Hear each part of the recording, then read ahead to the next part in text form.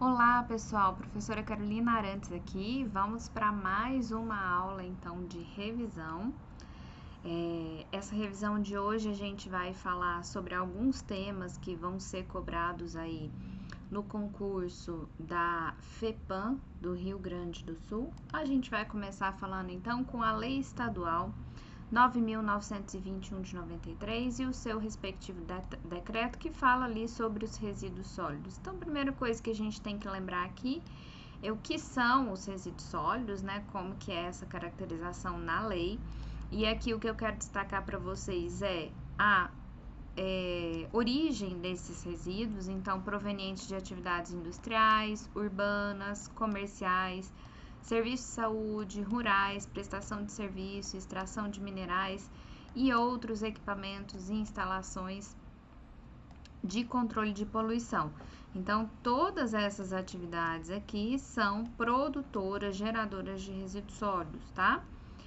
Outra coisa importante que eu quero destacar é a responsabilidade de toda a sociedade pela segregação na fonte, ou seja, cada produtor de resíduo, então cada local, a residência, a indústria, o comércio, enfim, tem que fazer a segregação do resíduo e essa implantação vai ser gradativa nos municípios. E aí aqui então, correlacionado com isso, a gente tem um sistema de coleta segregativa, né? Então que faz essa coleta de forma seccionada de acordo com a classificação de cada um dos resíduos. Isso é responsabilidade dos órgãos e entidades da administração pública, direta e indireta do Estado, tá? E aí aqui a gente tem que lembrar que os municípios vão dar prioridade lá para reciclagem desses resíduos, tá? De alguma forma. Bom, essa legislação tem alguns instrumentos. Então, quais que são os instrumentos, né? Quais são as ferramentas que são utilizadas pela legislação para alcançar o que ela se propõe? Os planos e projetos específicos de coleta, transporte, tratamento, processamento e destinação final dos resíduos. Aqui a gente tem como meta a redução da quantidade de resíduo gerado e o controle de possíveis efeitos ambientais. Então, os instrumentos que são usados são todos esses daqui, tá? Planos e projetos para toda essa cadeia aqui de processamento do resíduo. O que é proibido por lei? Descarga ou depósito de forma indiscriminada de resíduos sólidos no solo e em corpos d'água. O que a lei permite? A acumulação temporária de resíduo, caso isso não ofereça risco nem para a população, nem para o meio ambiente. Disposição final de resíduo no solo, ela pode acontecer desde que se tenham ali as medidas de controle, né? Para não ter a contaminação de águas superficiais e subterrâneas. Os resíduos industriais, eles ficam como responsabilidade da fonte geradora, então a própria indústria precisa dar conta desse resíduo. E as embalagens de resíduos perigosos precisam passar pelo processo de devolução da logística reversa. O que é responsabilidade do Estado, então? O que o Estado precisa fazer? Precisa propor programas de capacitação gerencial, criar linhas de crédito para os municípios para que eles tenham ali, então, importantes ações dentro da gestão de resíduo, implantação de indústrias recicladoras de vários tipos de resíduos sólidos e a criação e desenvolvimento de associações cooperativas que envolvam aí os catadores e os classificadores de resíduo, tá?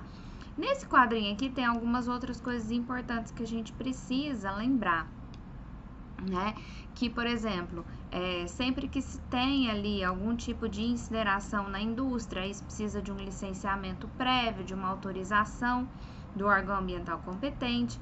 Não pode haver queima a céu aberto, mas existe uma exceção, que está aqui, ó, ressalvada em situações de emergência sanitária reconhecidas pelo órgão ambiental competente.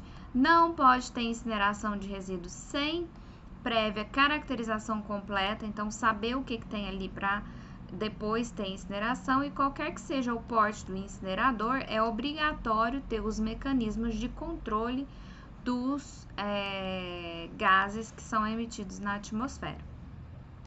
Ainda como responsabilidade do Estado, é preciso ter ali um cadastro de resíduos industriais e não industriais dentro dos municípios, né? Assim, o Estado fica responsável por ter um mapeamento dentro do estado todo de tudo quanto é tipo de resíduo que é gerado ali, né?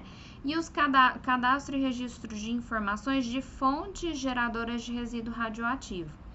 Existe, lógico, um aporte de penalidades para quem não cumpre o que está especificado nessa lei, começando com uma penalidade baixa, que seria a advertência, dando um prazo ali para regularização, passando para multa e aí até interdição, sendo que essa multa aqui ela pode se tornar inclusive uma multa diária em caso desse incidente se manter aí ao longo do tempo. Aí o órgão ambiental pode manter uma multa diária, tá? Quando que a interdição vai acontecer?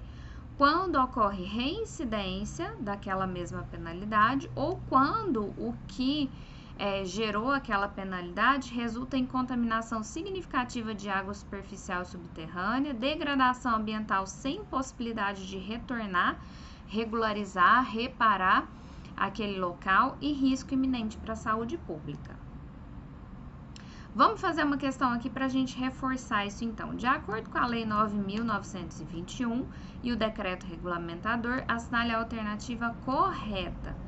Então, a gente quer o que é correto. São considerados resíduos sólidos apenas aqueles provenientes de atividades urbanas domésticas. Não, a gente viu que tem uma modalidade enorme, inclusive resíduos industriais, da agricultura, enfim, hospitalares, tem um monte de resíduo aqui, tá? Então, não tá correta essa questão. A segregação dos resíduos sólidos na origem é responsabilidade exclusiva do Estado? Também não é. Na verdade, a segregação na origem é responsabilidade do gerador do resíduo, que somos nós, a sociedade como um todo. A queima a céu aberto de resíduos é proibida, sim, ainda que em decorrência de situação de emergência sanitária. Não, essa é a única situação em que o órgão ambiental reconhecendo pode ter ali a queima a céu aberto. A implantação de fornos industriais e sistemas de incineração para destruição de resíduos sólidos demanda obrigatoriamente a adoção de mecanismos e processos de controle e monitoramento de emissões gasosas, efluentes líquidos e resíduos sólidos da incineração. Tá certinho, então a questão aqui é a letra D. Vamos para a próxima legislação, que também fala dos resíduos sólidos, mas ela traz ali coisas mais gerais, que é a Política Estadual de Resíduos Sólidos, a Lei 14.528 de 2014.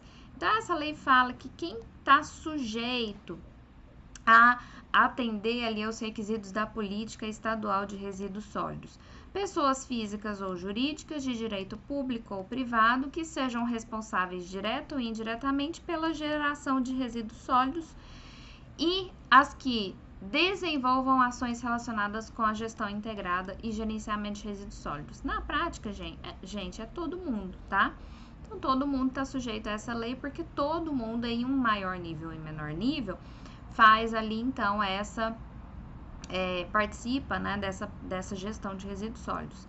Essa legislação não se aplica a rejeitos radioativos, quer dizer, nós temos aqui uma lei específica para rejeitos radioativos, tá? Não é, na verdade, que ela não se aplica, é porque, por ser um resíduo diferente, né, um resíduo especial, existe uma legislação, por certo, bem mais rígida, que vai reger, então, esses rejeitos radioativos. Então, para rejeitos radioativos, a gente tem uma legislação específica. E aí, como toda legislação, a gente vai ter aqui uma parte de princípios, depois uma parte de objetivos e uma parte de ferramentas. O que eu quero que vocês lembrem aqui? Sempre que a gente fala em princípios, a gente está falando daquilo que é a base, aquilo que vai nortear, né? O que baseia essa legislação toda.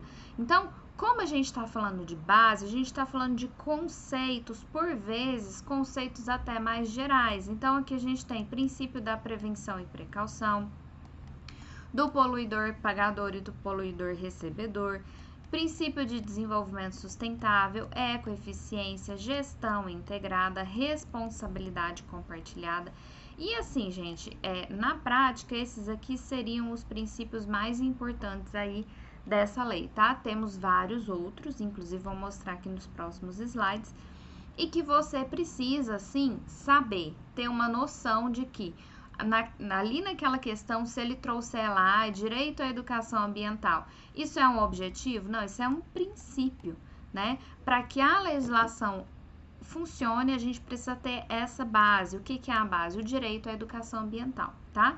Então, você precisa ter essa diferenciação ali na hora da prova. E a gente tem aqui vários objetivos. O que diferencia o objetivo de um princípio? O objetivo é o que a gente tem que fazer, né, para alcançar aquele princípio. Então, a gente não falou lá, né, do princípio do poluidor pagador, o princípio da prevenção e precaução. Então, se eu tenho aqui um princípio da prevenção e precaução, o que eu preciso fazer para alcançar esse princípio aqui? Eu preciso proteger a saúde pública, né? Então, o objetivo, ele tem essas metas. O que eu vou fazer para alcançar aquela base que a gente falou ali dos princípios? Então, tem vários objetivos aqui da legislação. Esse objetivo de proteger a saúde pública e a qualidade ambiental é o principal, mas aí você tem que lembrar dessas palavrinhas-chave. Tudo que está em verde aqui é palavrinha-chave para você conseguir guardar ali e na hora da prova identificar isso como um objetivo, tá? O objetivo é aonde eu quero chegar com isso, aonde eu quero chegar com essa legislação, tá bom? E aí a gente tem, por fim, os instrumentos. Os instrumentos são as ferramentas, então eu tenho aqui um monte de coisa que eu vou ter que fazer para poder chegar. Eu tava tentando desenhar uma chave aí, mas não deu muito certo, né? Mas eu tenho um monte de coisa que eu tenho que fazer para poder alcançar aqueles objetivos que a gente acabou de falar. E alcançando o objetivo que a gente falou, eu vou chegar então na base da minha legislação, né? Então, o que são os instrumentos? Os planos, tanto estaduais quanto municipais, microrregionais, intermunicipais, dos resíduos sólidos, que são esses planos, então, que vão me mostrar como eu tô hoje, qual que é a minha meta para daqui tantos anos, qual que é a minha meta mais lá para frente, quais os problemas que a gente vai enfrentar aqui na frente, tá? Então, é uma caracterização hoje do T0 e assumir objetivos aqui para frente, tá? Metas ali para frente. Coleta seletiva é uma ferramenta, logística reversa, monitoramento e fiscalização, cooperação técnica, pesquisa científica, educação ambiental e incentivos fiscais são alguns instrumentos que a gente tem dessa lei. E aqui a gente tem outros instrumentos que são mais específicos, são sistemas, o conselho, então tem mais a ver com a estruturação, tá? Física mesmo, né? E de funcionamento para que essa política funcione aí, tá bom? E aí, a gente entra aqui, então, na gestão integrada de resíduos sólidos. A gestão integrada de resíduos sólidos é responsabilidade dos municípios, tá? Ah, professora, quer dizer que o Estado não tem que fazer nada? Não, o Estado tem que fazer sim. Os municípios ficam responsáveis pela implantação dessa gestão integrada de resíduos sólidos, mas o Estado precisa promover a integração e organização do planejamento de todas essas atividades de gestão que vão acontecer ali, de forma a integrar todos os programas, não só o de resíduos sólidos, mas os outros programas, e de integrar também várias regiões, aglomerações, micro-regiões. E outra coisa que o Estado tem que fazer é controlar e fiscalizar aquelas atividades que estão sujeitas ao licenciamento ambiental por conta do resíduo que elas geram. Então, essa é uma função do Estado. Os resíduos, gente, eles podem ser classificados quanto à origem e quanto à periculosidade.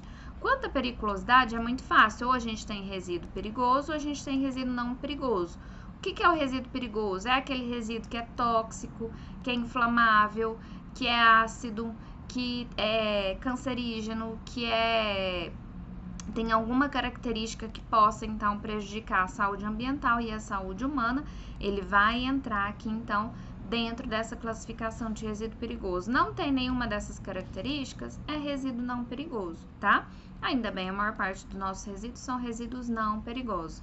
Mas a gente tem uma classificação bem mais complexa e setorizada que me fala da origem desses resíduos. Isso é muito importante para a gestão. Então, eu tenho resíduos domiciliares, resíduos da limpeza urbana, resíduos sólidos urbanos, resíduos de estabelecimentos comerciais prestadores de serviço, do serviço público e saneamento básico, resíduos industriais, de serviço de saúde, de construção civil, agro-silvopastoris, serviços de transporte e de mineração. Então, de acordo com a origem, a gente tem aqui vários tipos de resíduo. Por que a gente classifica de acordo com a origem, professora? Porque dependendo da origem, a gente vai ter aqui estratégias diferentes de gerenciamento, tá? O plano de gerenciamento de resíduos sólidos, ele é obrigatório para aqueles geradores de resíduos sólidos que vão, então, gerar resíduos dos serviços públicos de saneamento básico, industriais, serviços de saúde e de mineração. Então, todas essas atividades que estão listadas aqui, elas são obrigadas a fazer o PGRS, né? Então, é o plano de gestão de resíduo ou de gerenciamento de resíduos sólidos, tá? Outros que estão obrigados são estabelecimentos comerciais, desde que esses estabelecimentos gerem resíduos perigosos ou gerem resíduos que não são equiparados com resíduos domiciliares. Por quê? Resíduo domiciliar vai para aquela coleta comum. Outros tipos de resíduo não podem ir, e aí a gente tem que ter, então, um gerenciamento diferenciado. Empresas de construção civil também precisam do PGRS. Terminais e instalações de transporte também precisam de PGRS e as atividades agro-silvopastoris também precisam de PGRS. Professora, fiz o PGRS, tá tudo ok? Não. O PGRS, ele é parte do licenciamento, tá? Mas ele não te desobriga das outras questões ambientais que precisam ser feitas. Outra coisa importante, o estado do Rio Grande do Sul tem um sistema declaratório que precisa ser no mínimo anual. Então, se você faz PGRS, você tem que todo ano declarar lá a quantidade de resíduo, tipo de resíduo, enfim.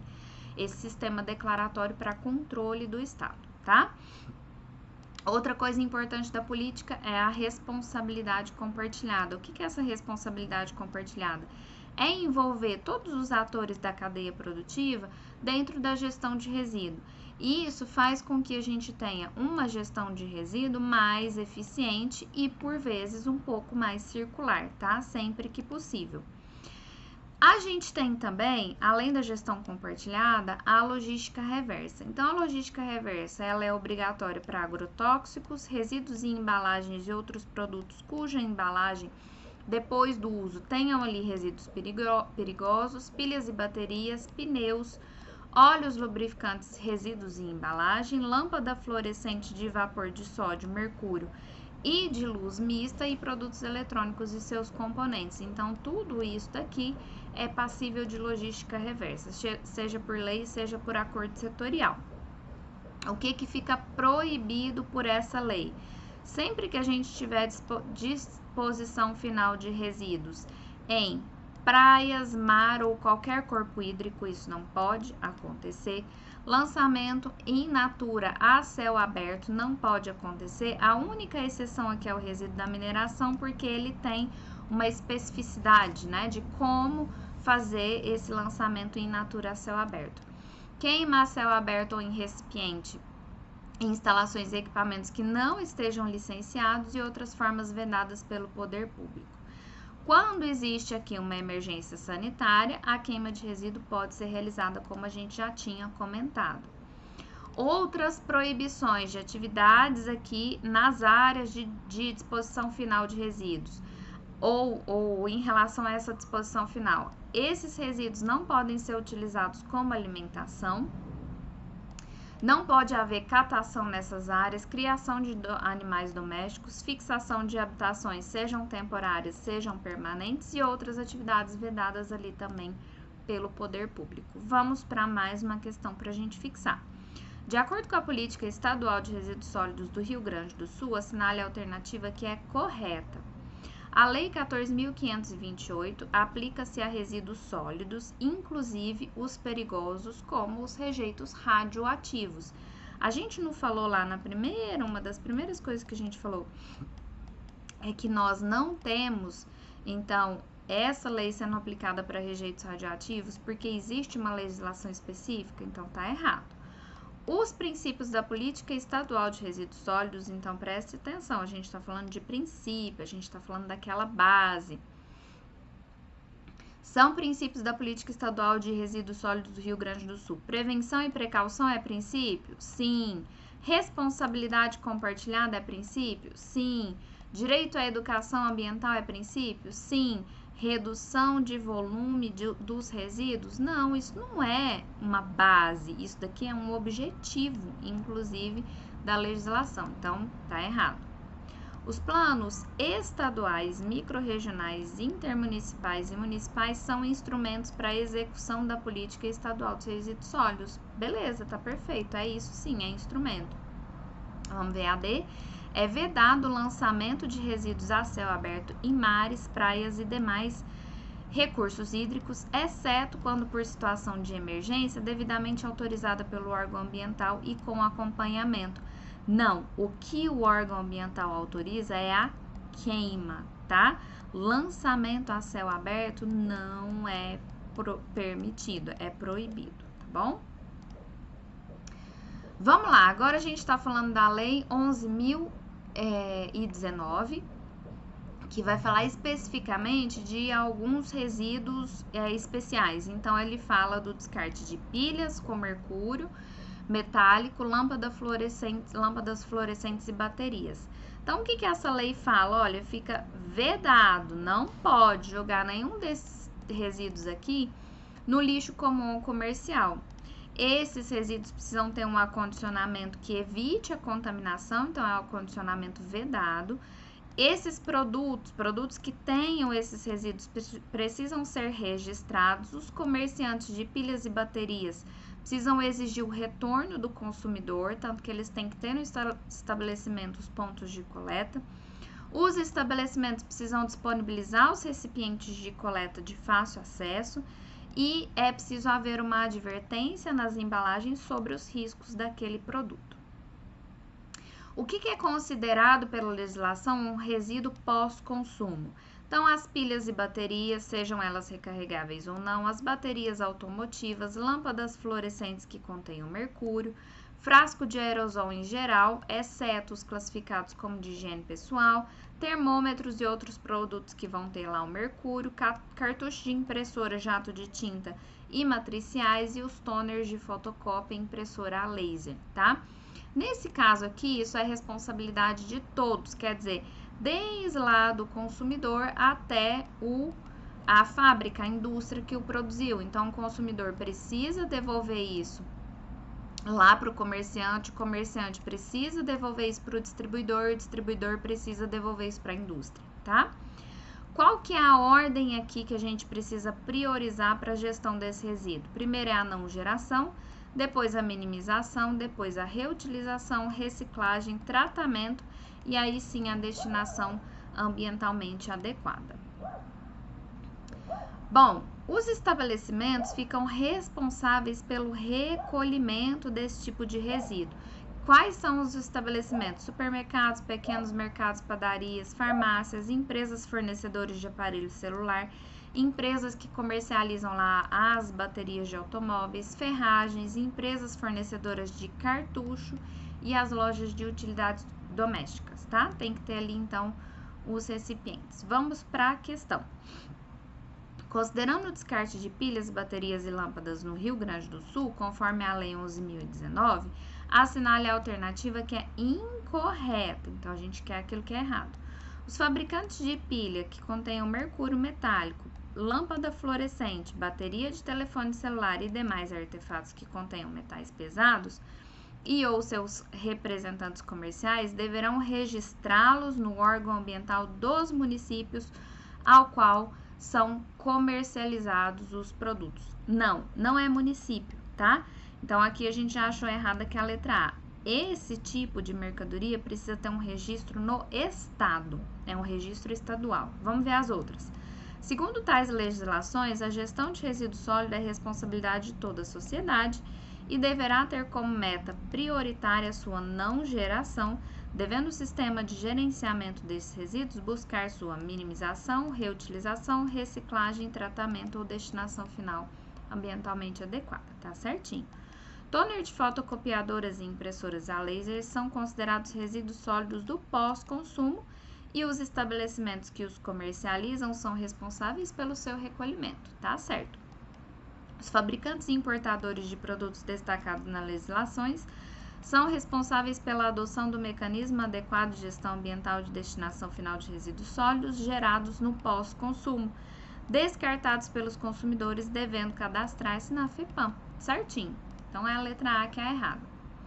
E aí, a gente termina aqui com o nosso decreto estatual, que fala das RPPNs estaduais. Então, as reservas particulares do patrimônio natural estaduais são unidades de conservação de uso sustentável, que têm o objetivo de compatibilizar a conservação da natureza com o uso sustentável de uma parte ali daqueles recursos naturais. Características importantes: essas RPPNs são de domínio privado, elas ocorrem por iniciativa do proprietário, acontecem em perpetuidade e não tem a desapropriação.